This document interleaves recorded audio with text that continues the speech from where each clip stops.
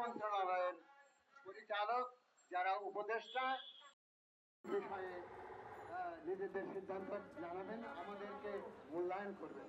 ধন্যবাদ।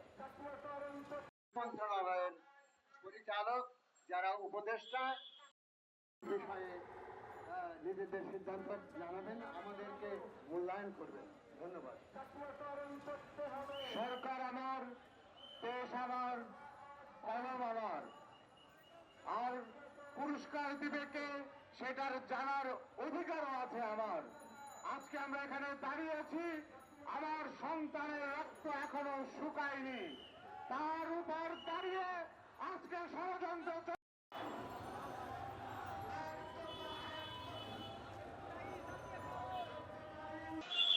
আমাদের দাবি রয়েছে, আমরা বাংলাদেশ সন্ত্রাসী মাদ্রাসা 40 বছর যাবৎ নিপালিত, আমাদের কোনো বেতন নাই, আমরা বৈষম্যের শিকার। আমরা এই বৈষম্য চাই না। আমরা প্রাইমারি নাই ছাত্রদেরকে আমরা শিক্ষাপাঠ দান করি এবং প্রাইমারি স্কুল তারা শিক্ষাপাঠ দান করে, কিন্তু তারা সরকারের সকল সুবিধা ভোগ করে, আমরা কোনো সুযোগ সুবিধা পাই না। এখন পর্যন্ত আমরা সরকারের কোনো আশ্বাস পাই নাই।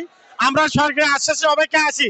মাননীয় প্রধান উপদেষ্টা এবং শিক্ষা উপদেষ্টা, এই হাজার হাজার শিক্ষক জনতা আজকে সমবেত হয়েছে তাদের দাবি আদায়ের লক্ষ্যে।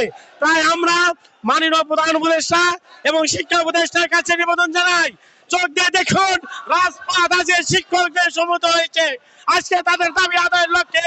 আজকে হয় আমাদের দাবি মেনে নেন, না হয় আমাদের বুকে গুলি ছাড়েন, আমরা এই দেশ থেকে আমরা আত্মত্যাগ করে চলে যাব।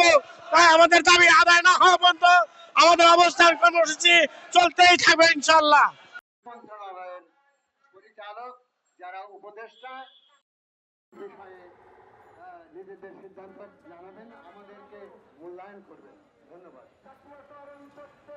সরকার আমার, দেশ আমার, কলম আমার, আর